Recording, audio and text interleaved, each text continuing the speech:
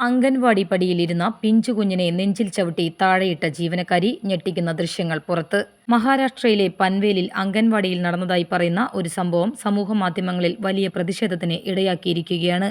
പടിയിൽ ഇരിക്കുകയായിരുന്ന ഒരു പെൺകുഞ്ഞിനെ അംഗൻവാടി ജീവനക്കാരി നെഞ്ചിൽ ചവിട്ടി താഴെയിടുന്നതിന്റെ ദൃശ്യങ്ങളാണ് പുറത്തുവന്നത്.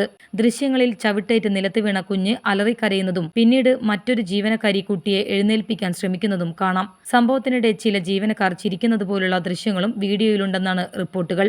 വഴിയാത്രക്കാരൻ മൊബൈൽ ഫോണിൽ പകർത്തിയ വീഡിയോ സമൂഹമാധ്യമങ്ങളിൽ വ്യാപകമായി പ്രചരിച്ചതോടെയാണ് സംഭവം പുറത്തറിയുന്നത്. തുടർന്ന് നവി മുംബൈ പോലീസ് കേസെടുത്ത് അന്വേഷണം ആരംഭിച്ചു. കുട്ടികൾക്ക് സുരക്ഷയും സ്നേഹപൂർവ്വമായ പരിചരണവും ലഭിക്കേണ്ട അംഗൻവാടി പോലുള്ള സ്ഥാപനത്തിൽ ഇത്തരമൊരു സംഭവം നടന്നത് മാതാപിതാക്കളിലും പൊതുസമൂഹത്തിലും കടുത്ത ആശങ്കയ്ക്കും പ്രതിഷേധത്തിനും കാരണമായിട്ടുണ്ട്. സംഭവത്തിൽ കുറ്റക്കാർക്കെതിരെ കർശന നടപടി സ്വീകരിക്കണമെന്നും ഇത്തരം സംഭവങ്ങൾ ആവർത്തിക്കാതിരിക്കാൻ ശക്തമായ മേൽനോട്ടം ഉറപ്പാക്കണമെന്നും ആവശ്യം ഉയരുകയാണ്.